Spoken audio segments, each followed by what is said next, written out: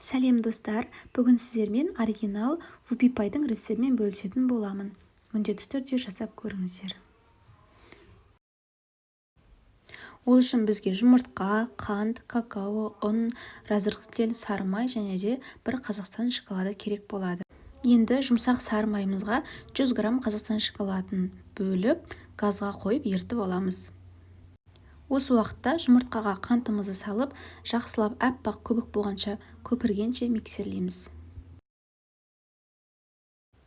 Енді шоколадты массамызды сәл суығаннан кейін жұмыртқалы массамызға құямыз. Ысықтай құйсаңыздар, жұмыртқа пісіп қалуы мүмкін. Жақсылап араластырғаннан кейін үстіне какао, ұн және де разрыхлитель қосып, тағы да бір келкі масса болғанға дейін миксерлеп аламыз.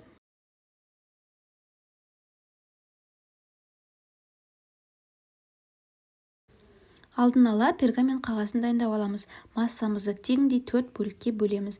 Менде 4 көз шықты 22 сантиметрден.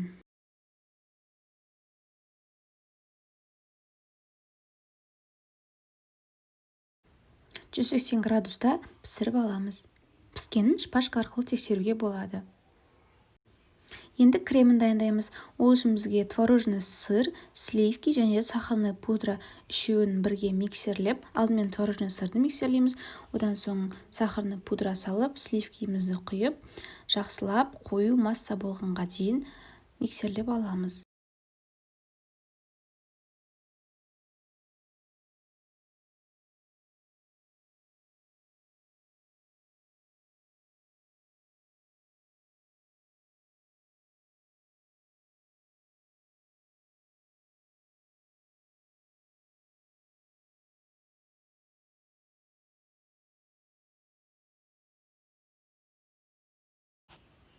Дайын болған кремімізді насадкасы бар кондитерлік мешокқа құямыз. Менде вупи пайдың арнайы насадкасы бар, номері 103М.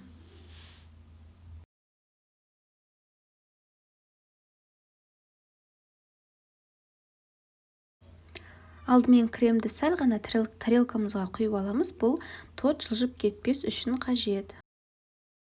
Енді видеода көріп тұрғандарыңыздай шариктер жасаймыз.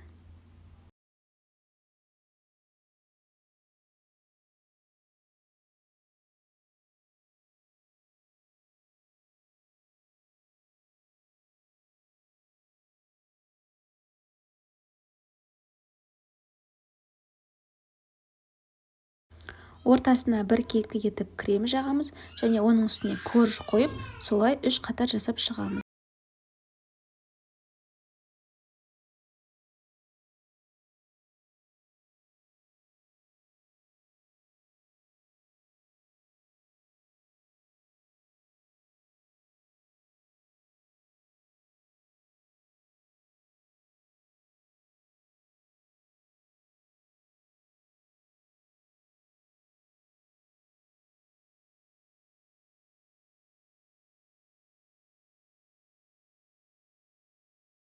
Бетіне де крем жағып, тоңазытқышқа жарты сағатқа салып аламыз.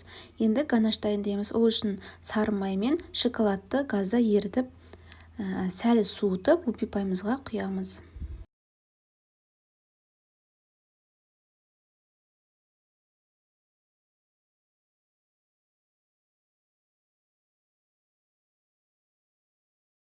Торттың бетін өз фантазияңызға қарай сәндей бересіз.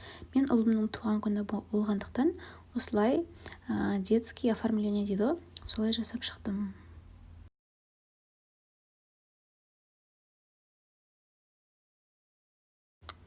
Тортымыз дайын болғаннан кейін 4-5 сағатқа тоңазытқышқа салып аламыз. Осымен тортымыз дайын. Шайларыңыз тәтті болсын.